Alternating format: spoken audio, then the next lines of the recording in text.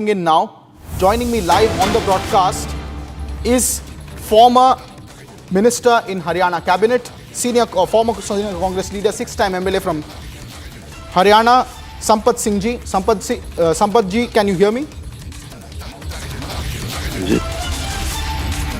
All right, live on the broadcast, ladies and gentlemen, is former Congress leader Sampath Singh, who is breaking his silence after his 4-page resignation letter to the Congress party has gone viral.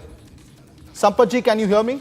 आपको मेरी आवाज आ रही है संपत जी? हाँ जी आ रही है जी। संपत जी, आपका जो रेजिग्नेशन लेटर है आज पूरे देश में चर्चित है और आपने जो बहुत सारे अपनी डिसग्रंटलमेंट बताई है, अपनी जो अपने बातें बताई हैं, उसके अंदर लोग उस पर विचार कर रहे हैं। हरियाणा इलेक्शन के बारे में आपने बहुत कुछ उसमें मेंशन किया है मल्लिकार्जुन खड़गे जी को। क्या आपकी बात हो पाई है पार्टी से और आपकी क्या ऐसी सिचुएशन हो गई थी जिस वजह से आपको पार्टी छोड़नी पड़ी? देखिए, पार्टी के नेता तो कोई मिल ही नहीं रहे ना, इसलिए मैंने तो लिख के बाद में भेज दिया उनको कि जिस तरह मुझे छोड़ने पड़ी है, मजबूर होना पड़ा है। तो मैं आज की बात नहीं है, पार्टी काफी दिनों से जो है ना इतनी कमजोर होती गई कि एक घराने में आकर बंधक बन गई है। अब देखिए, 2005 के अंदर चीफ मिनिस्टर जरूर बना दिया गया आपको, उससे पहले जो भजन लाल जी लीडर थे और उनकी वजह से 67 सीट्स आ गई थी, लेकिन बना दिया, चलो भूपेंद्र सिंह हुड्डा जी को चीफ मिनिस्टर बना दिया। लेकिन वो साथ तो लेके चलते हैं ना सबको, धीरे धीरे करके सबको उन्होंने किनारे लगा दिया। जितने पुराने परिवार थे, चाहे भजनलाल का परिवार था, चाहे बंसीलाल जी का परिवार था, चाहे राव वीरेंद्र सिंह जी का परिवार था, चाहे कुलदीप चिरंजीलाल शर्मा जी का परिवार था, चाहे और बड़े बड़े नेता जितने भी थे, सबको किनारे करते गए और किसी की कोई पूछताछ नहीं रखी गई। और जब भी कोई मौका आया तो सिवाय अपने परिवार के दूसरे का नाम ही नहीं लिया।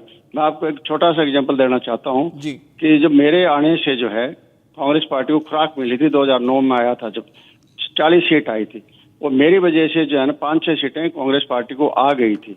और वो उसका एग्जाम्पल यही है कि बाद में 2014 में जब मुझे कोई अहमियत नहीं दी गई, न देने की वजह से वो सारी सीटें वापस लोकदल को चली गई थी, ये देखिए आप। लेकिन पार्टी फिर भी नहीं जगी और 2014 में जब लूज कर गए हम लोग, लूज करने के बाद में 2016 में राज्यसभा का चुनाव आ गया और मिस्टर आनंद जो है श्रीमती सोनिया गांधी जी का आशीर्वाद लेकर हरियाणा प्रदेश में राज्यसभा के चुनाव के लिए आए थे। उस टाइम 22 लोकदल के थे और 15 कांग्रेस थे, 37 एमएलए थे। 37 एमएलए आराम से एक कैंडिडेट को जिता सकते थे जी। लेकिन हमारे खुद उस टाइम के नेता जो है चौधरी भूपेंद्र सिंह हुड्डा जी ने सोनिया गांधी जी से मतलब एक मंजूरी ले ली, किस बात की स्वीकृति ले ली कि मैं न्यूट्रल रहूंगा। कैसे रह सकते हो, जब आपका कैंडिडेट आ रहा है तो आप न्यूट्रल कैसे रह सकते हो? लेकिन न्यूट्रल की मंजूरी ले ली और साथ में क्या किया कि आजाद एमएलए को एक पेन बदलने के लिए, निशानी बदलने के लिए दे दिया उसको और वो पेन बदलाया। बदलने के बाद में 12-13 कैंडिडेट जो हमारे वोट डालने गए थे एमएलए कांग्रेस के, सभी के सभी वोट कैंसिल हो गए और वो हार गए। अब देखिए, तब भी कांग्रेस पार्टी नहीं जगी है।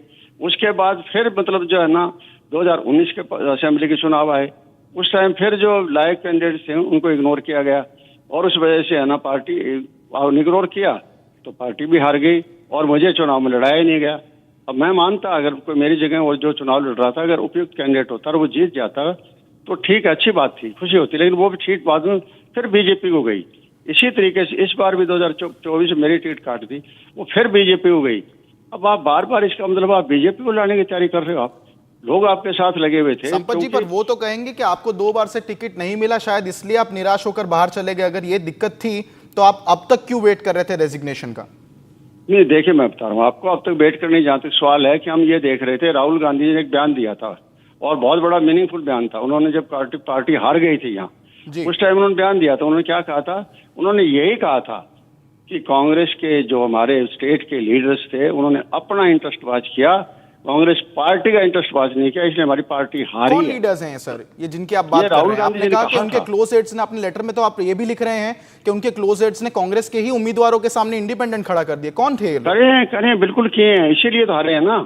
जो राहुल गांधी ने कह दिया था वो ठीक बिल्कुल ठीक कहा था, लेकिन उस पर उन्होंने अमल तो नहीं किया ना। हम ये सोच रहे शायद कार्रवाई होगी और उन लोगों की छुट्टी करेंगे, उनके खिलाफ कार्रवाई करेंगे। इतना बड़ा जिन लोगों ने अपराध किया है कांग्रेस पार्टी के खिलाफ, इसे बड़ा क्या भूपेंद्र हुड्डा जी को वापस स्टेट कांग्रेस प्रेसिडेंट बना दिया गया या सीएलपी लीडर चुना गया, इस वजह से आप निराश थे? क्या आप उनके तरफ इशारा कर रहे हैं? हम अब तो ये सोच रहे हैं इनके खिलाफ कार्रवाई होगी। जब उन्होंने ये कह दिया कि इन्होंने पार्टी का इंटरेस्ट नहीं किया, इसलिए एक पार्टी को हराने की जिम्मेदारी उन्हीं पर डाली गई थी और उसके बावजूद आप कोई कार्रवाई नहीं करें, उनको वापस वही ताकत देते हैं। मतलब ये घर का कैप्टिव बन के रह गई पार्टी, बंदी बन के रह गई है घर की। उस बंदी के घर में मैं कैसे रह सकता हूँ? आप कांग्रेस को कह रहे हैं कि वो हरियाणा कांग्रेस बंदी बन चुकी है भूपेंद्र हुड्डा जी की। नहीं नहीं, बंदी जो है ना, बंदी अकेली भूपेंद्र हुड्डा जी की बंदी कांग्रेस पार्टी हरियाणा की नहीं है। नेशनल पार्टी से परमिशन ले लेके होता रहे सारा का सारा काम। नेशनल पार्टी हरियाणा प्रदेश के अंदर एक घर को बंदी बनकर रह गई है, तो उनसे हम क्या उम्मीद करें, किससे मिले, किसके पास हम जाएं। एक और एग्जांपल दे सकता हूं आपको मैं। 2019 के अंदर पार्लियामेंट के चुनाव हुए, कांग्रेस पार्टी 10 की 10 लोकसभा सीट हार गई, लेकिन वो चौधरी भूपेंद्र हुड्डा जी ने ये माना कि सिर्फ रोहतक हारे हैं। उसके बाद 2020 के अंदर जब राज्यसभा का चुनाव आया, उस टाइम आप बार बार राहुल गांधी जी कहते हैं BC OBC BC OBC, BC OBC को दे देते वो सीट, क्योंकि वो सीट आ रही थी राज्यसभा की आपकी। आपने बीसी ओबीसी अदर कास्ट को देने के बजाय वापस कोई उनके बेटे को टिकट दे दी राज्यसभा की, और वो राज्यसभा में आ गए। आप पोजिशन लीडर हो, आपके बेटे को आप राज्यसभा में ला रहे हो, इसका मतलब फिर तो रीजनल पार्टी आपसे बहुत बेटर है। रीजनल पार्टी को तो इल्जाम लगाते हैं आपके घर की पार्टी हो गई है। ये घर की नहीं है, ये एक परिवार की कैप्टिव पार्टी बन गई है।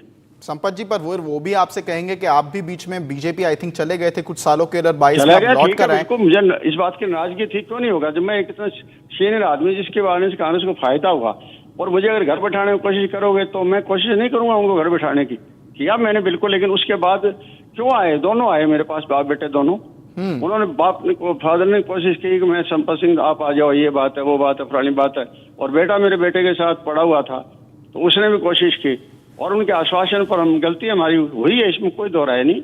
आदमी इंसान है, कहीं न कहीं गलतियां होगी। यात्रा इतनी बड़ी लंबी यात्रा है, वो सारी यात्रा जो है ना बेदाग नहीं निकल सकती, आपसे गलतियां भी होती है। हुई है गलतियां कि हम वापस चले गए थे।